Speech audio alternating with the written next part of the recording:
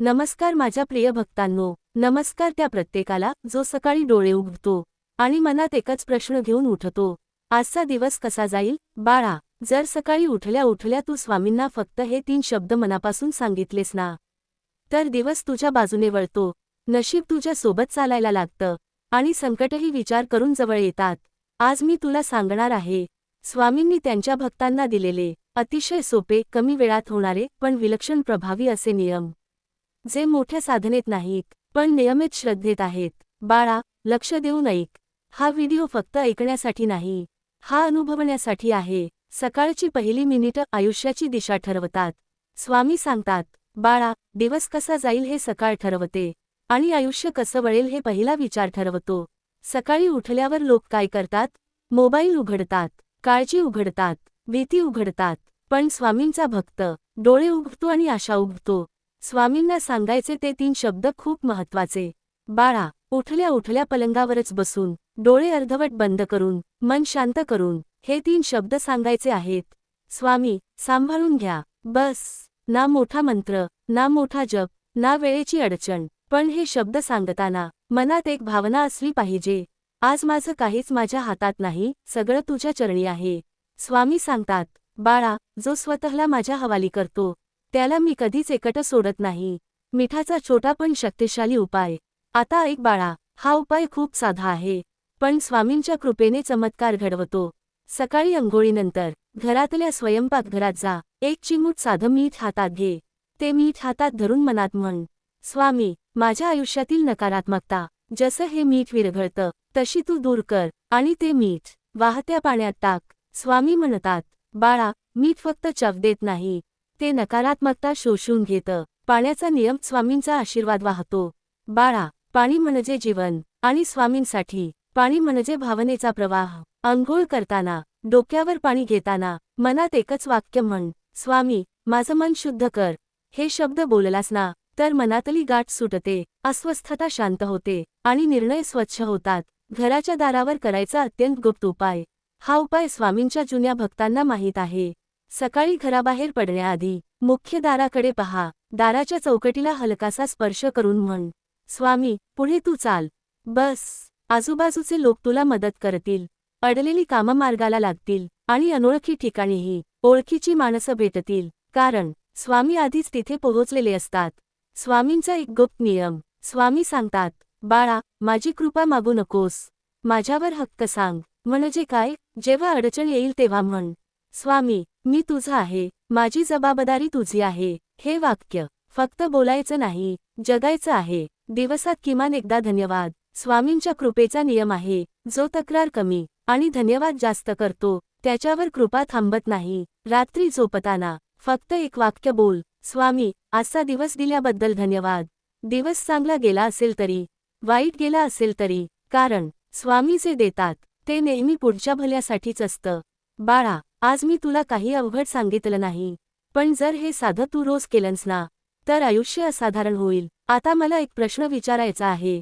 तू कधी सकाळी उठून स्वामींना पूर्ण मनाने म्हणाला आहेस का, स्वामी, सांभाळून घ्या? जर म्हणाला असशील तर खाली कमेंटमध्ये स्वामी लिही.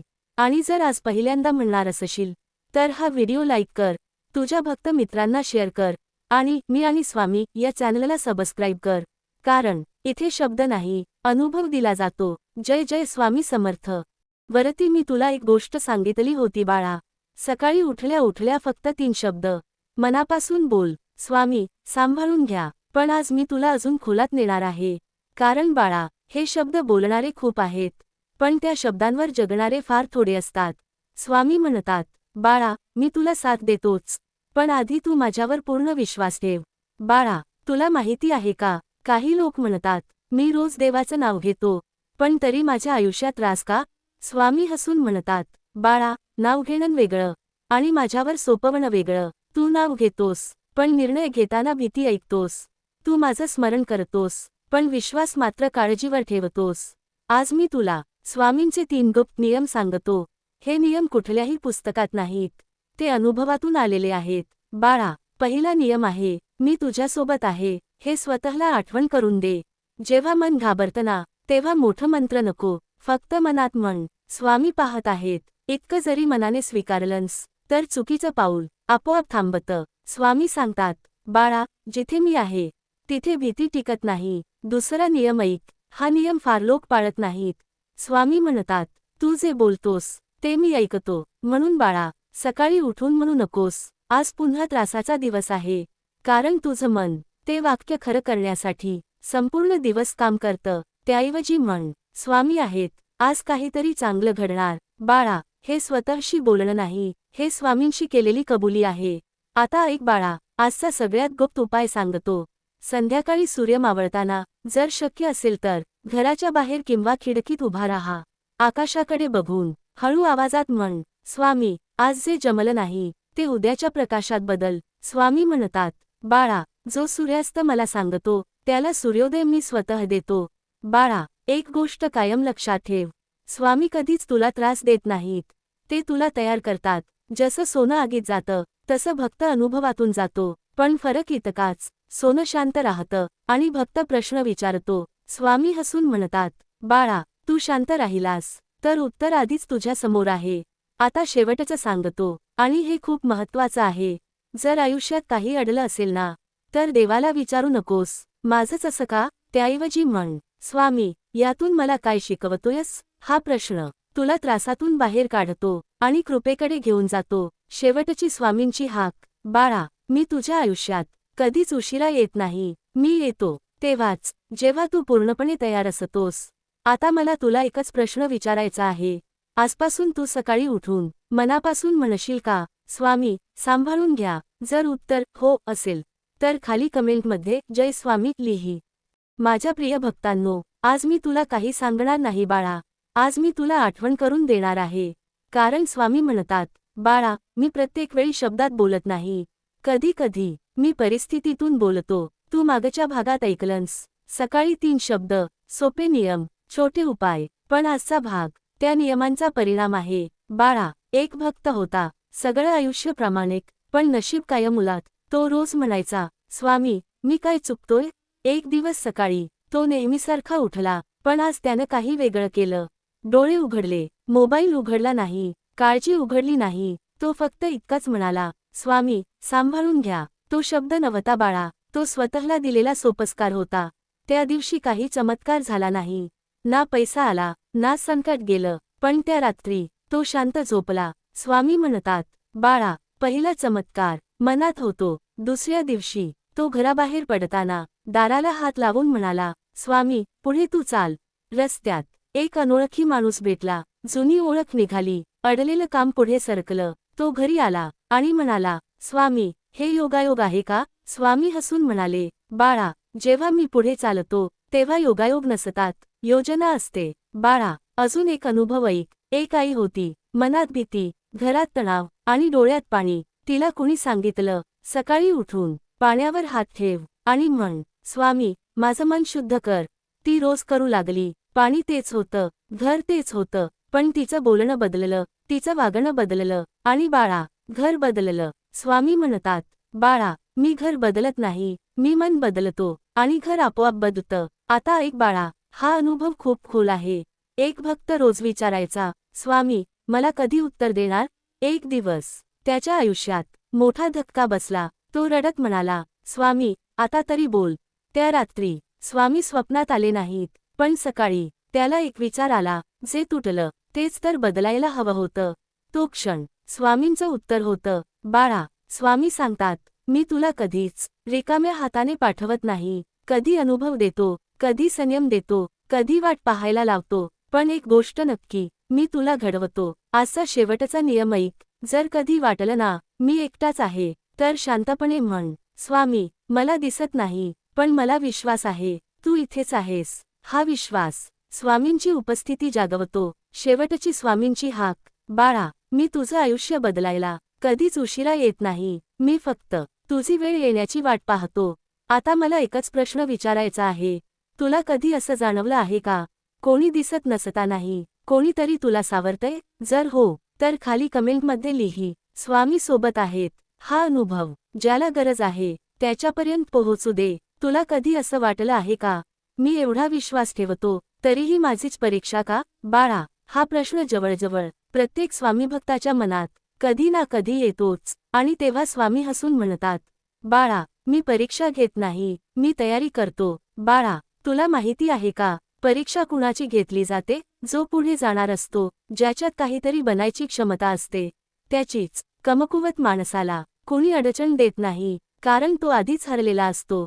स्वामी म्हणतात, बाळा, मी तुला त्रास देतो, कारण तू तुटावा म्हणून नाही, तर तू उभा राहावा म्हणून. एक भक्त रोज म्हणायचा, स्वामी, माझी परीक्षा कधी संपणार? एक दिवस. स्वामी त्याच्या मनातच म्हणाले, बाळा, तू अजूनही तक्रार करतोयस, म्हणजे तुला अजून शिकायचं आहे. त्या क्षणी भक्त शांत झाला, कारण त्याला समजलं, परीक्षा परिस्थितीची नाही, परीक्षा माझ्या प्रतिक्रियेची आहे. बाळा, लक्षात ठेव, जो त्रास आला की म्हणतो, हे माझ्याच बाबतीत का, त्याची परीक्षा अजून सुरू असते. पण जो म्हणतो, स्वामी, यातून मला काय शिकवतोयस, त्याची परीक्षा संपायला लागते. स्वामी सांगतात, बाळा, तू प्रश्न बदललास की उत्तर आपोआप बदलतं. आता ऐक बाळा, हा खूप महत्त्वाचा संकेत आहे. स्वामींची परीक्षा तेव्हाच थांबते, जेव्हा तू रडणं सोडतोस आणि स्वीकारायला शिकतोस. तू लोकांना दोष देणं सोडतोस आणि स्वतःकडे पाहतोस. तू का विचारणं सोडतोस आणि कसं पुढे जायचं हे शोधायला लागतोस. एक आई होती बाळा, ती रोज देवाकडे एकच मागणी करायची, स्वामी, माझा त्रास संपव. पण त्रास संपत नव्हता. एक दिवस ती दमली. ती म्हणाली, स्वामी, त्रास संपव असं नाही म्हणत, मला सहन करण्याची ताकद दे. त्या दिवसापासून परिस्थिती बदलायला लागली. स्वामी म्हणतात, बाळा, मी संकट कमी करत नाही, मी तुला मोठं करतो. आता शेवटचं एक बाळा, हे फार खोल आहे. स्वामींची परीक्षा त्या दिवशी संपते, ज्या दिवशी तू म्हणतोस, स्वामी, जे देतोयस ते स्वीकारतो आणि जे शिकवतोयस ते मनापासून घेतो. त्या क्षणी तू भक्त राहत नाहीस, तू पात्र बनतोस. शेवटची स्वामींची हाक, बाळा, तू एकटा नाहीस, तुझी परीक्षा तुझ्या सामर्थ्यापेक्षा कधीच मोठी नसते. स्वामी तुला तोडायला नाही, घडवायला चालले आहेत. आता मला एकच प्रश्न विचारायचा आहे, तू आजपर्यंत ज्या संकटांना सामोरा गेलास, त्यांनी तुला कमकुवत केलं की मजबूत? उत्तर मनात दे, आणि जर मजबूत केलं असेल तर खाली कमेंटमध्ये लिही, स्वामींची परीक्षा म्हणजे कृपा. माझ्या प्रिय भक्तांनो, आज मी तुला एक गुपित सांगणार आहे बाळा. स्वामींची कृपा नेहमी मोठ्या चमत्कारात दिसत नाही, कधी ती अगदी शांतपणे तुझ्या आयुष्यात काम करत असते.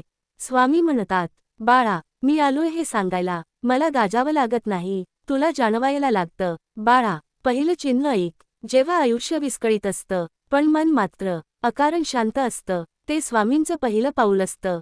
कारण संकटात शांत राहणं मानसिक ताकद नाही, ती कृपा आहे. दुसरं चिन्ह, जेव्हा तुला योग्य वेळी योग्य माणसं भेटतात, ना आधी ना उशिरा, जणू कोणीतरी तुझ्यासाठी वेळ जुळवून ठेवली आहे. स्वामी म्हणतात, बाळा, मी रस्ते बदलत नाही, मी लोक पाठवतो. तिसरं चिन्ह ऐक बाळा, जेव्हा एखादी गोष्ट मनाप्रमाणे होत नाही पण पुढे जाऊन तू म्हणतोस, बरं झालं तसं झालं नाही, तो क्षण म्हणजे स्वामींनी तुला मोठ्या त्रासापासून वाचवलेलं असतं. चौथं चिन्ह, जेव्हा तू एकटेपणातही हरवलेला वाटत नाहीस, कोणी दिसत नाही पण कोणीतरी सोबत आहे असं जाणवतं. स्वामी म्हणतात, बाळा, मी दिसत नाही पण कधीच दूर नसतो. आता पाचवं आणि खूप महत्त्वाचं चिन्ह, जेव्हा तुझ्यात हळूहळू बदल घडायला लागतो, तू कमी रागावतोस, कमी तक्रार करतोस आणि जास्त समजून घेतोस. हे परिवर्तन तुझ्या प्रयत्नाचं नाही बाळा,